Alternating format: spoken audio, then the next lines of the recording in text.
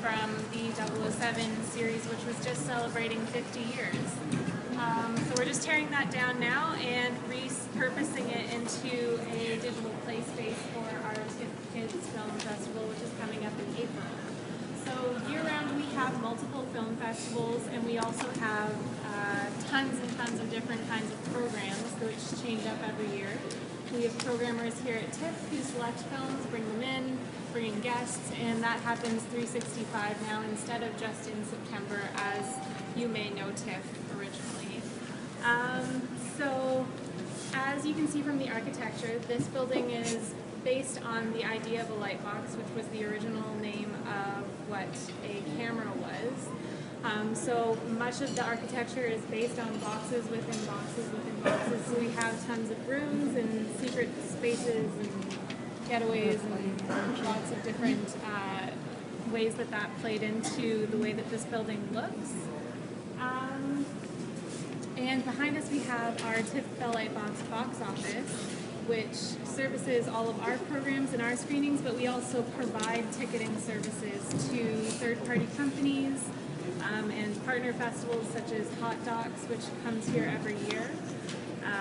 So that's a multi-purpose station for us. So Jennessa, can you just talk about how is this space utilized during the actual festival? Because it's very different, right? It gets shared more than space. Yeah, so this is basically what Tiff Lightbox looks like year-round, with the box office and coat check and the shop and some exhibitions here and there. But during festival, it is a red carpet entrance, a queue for rush lines for all of the films that play in this building.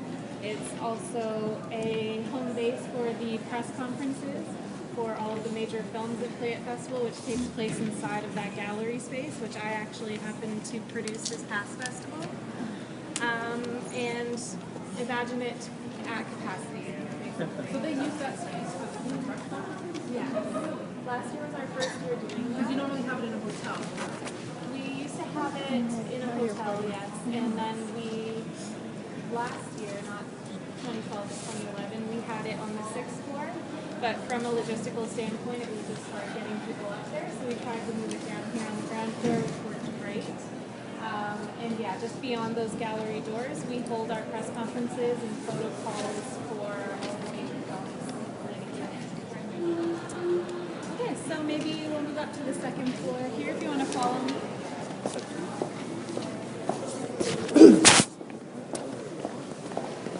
Hey.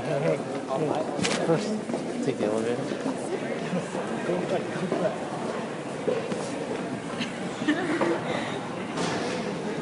How many bodies count as capacity now? Just in the atrium is closer to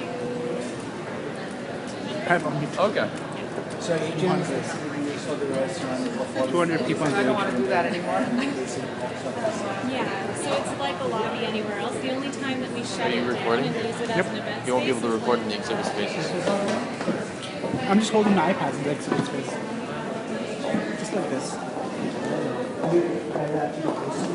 Every time she opens her... This is our 2nd floor. Just up here is Master Control. We have our own technical team, and they are the team that produce and put on all of our screenings here at Tiff Lightbox. We work heavily with Christie Lights and AV Telab for different things when we need the additional staff, but our internal tech team are the first touch point for everything that happens in this building. Because we have unionized projectionists, so they need to be involved with everything that we do because that equipment up there is very, very expensive. Here, just to my right, your left, is our 3 largest cinemas. They seat from, Cinema 1 is about 520, then Cinema 2 is 350, and then Cinema 3 is closer to, closer to like the 280. I feel like that's right. So they go gradually down in size. Each of them have different stages and different size screens to help with the maximum capacity seating in each space. The gradient of the seatings is different in all of them, and the type of seats are different in all of them. Because you spend a lot of time in those seats, our CEO, Piers Handling, spent a lot of time picking out the right seats. In these spaces, we've held lots of different events, so anything from press conferences to screenings to product launches. We've done everything about once so far.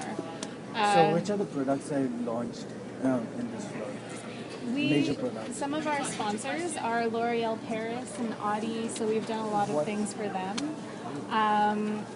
But we also take in third-party companies, so any party that approaches us and wants to use our space, we rent out the space to them as well. So basically, what is the space used for? Is it for an event which happens, like they have their own stalls, or do you showcase anything for the brand itself? Sorry, can you rephrase? Is it the event like stalls and other stuff that happens, or do you actually showcase something in the theaters that you just mentioned for the brand? I don't think I He's asking understand. whether it's an individual showcase for the one party, Oh, do you or mean if it's if multiple it's- party involvement. Gotcha. So we've done larger showcase events where there's multiple brands involved. One that comes to mind was for cameras, and we had Canon and Kodak and tons of people here for that. But that was specifically for that industry. But more often than not, it's a particular company that has a particular product and they want to launch that product to the right audience. And So that's more so what we get. is the pricing different for the third party or third party from the partnership brands that you have? Is the pricing different from It depends on the relationship for sure. Some of our partnerships, some of their perks is that we want to have them here, and so we give them a break on costings. But it is very specific to each relationship. No one is the same. And but third party, there's Yeah, costing involved because we don't benefit from that relationship other than them coming here.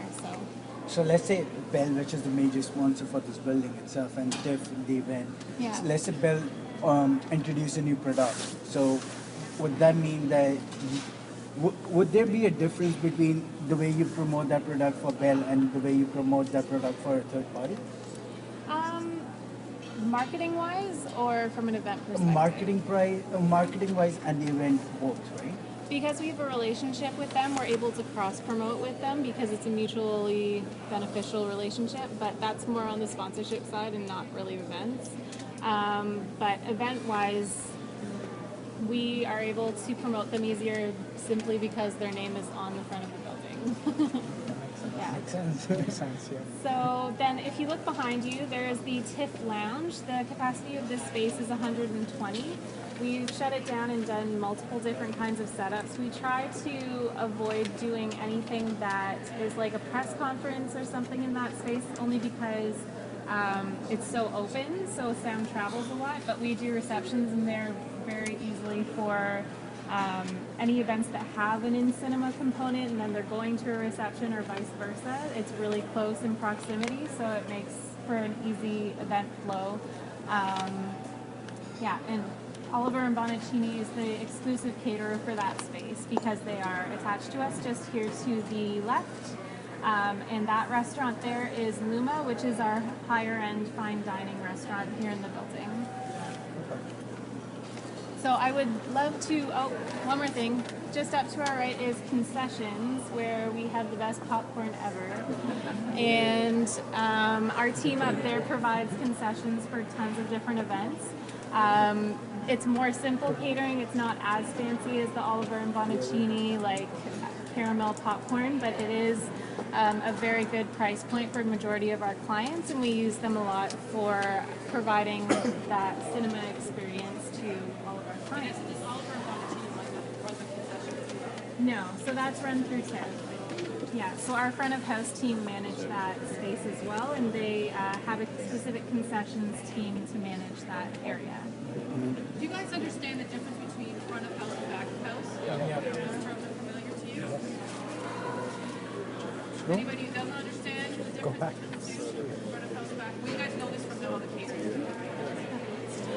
And I would love to show you guys some of our biggest cinemas. However, we're in Oscar season, so they took my slots away from me and are showing Oscar films right now, so can't go in. But I highly recommend you coming here to see a movie sometime.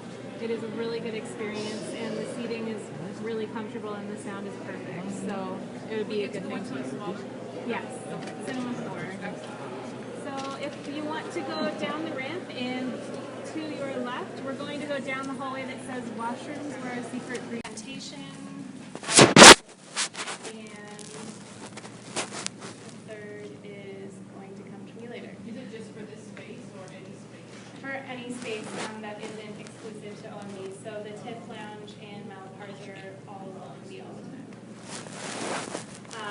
Jennessa, can you talk a little bit about the architecture of this building in terms of how long did it take to come up with this design?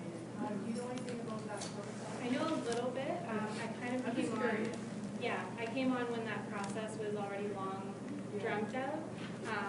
However, I have read that peers spent a lot of time dreaming this up and working with other companies and other partners of ours to come up with this idea. The Reitmans actually owned this land, and they had gone through a long process in order to donate it to us so that we could hold our home here on this space. So it was definitely a long and trying process, and even the production of this building, as most buildings in this city, they seem to come out of nowhere all at once, but there's a lot of prep work before that happens. And even from our original designs from when they started, they had to deviate a lot just because of budgets and trying to make the space work as best as possible. So the multi-purposeness of this building was set out before the building was actually built. It's nothing that was set out after the building was built and this automatically used. No, so the purpose of this building was set out long before the project ever started.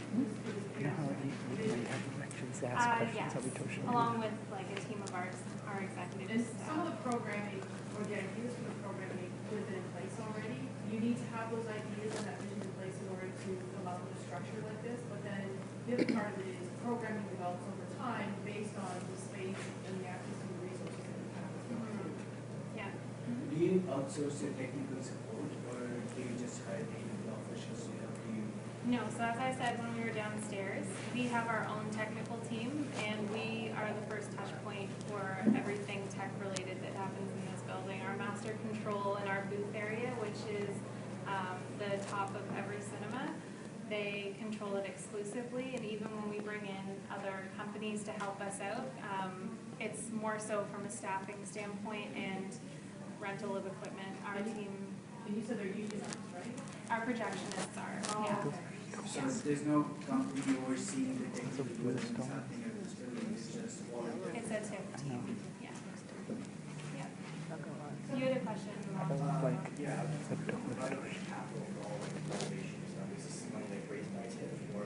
A lot of it is. I don't know the complete budget. Yeah, I don't know where all of the contributions came from, but a lot of it was donations because we have such a big community of donors and members that that really propel us forward. And as you can see, as we've been going around the building, lots of things have people's names on them, and that was their piece that they wanted to contribute when this building was going up. Jennessa, can you talk, are we going to be in another space more of the city? Yeah. Oh, okay, so I'll hold off on those questions. Okay, so we're gonna move to Cinema 4.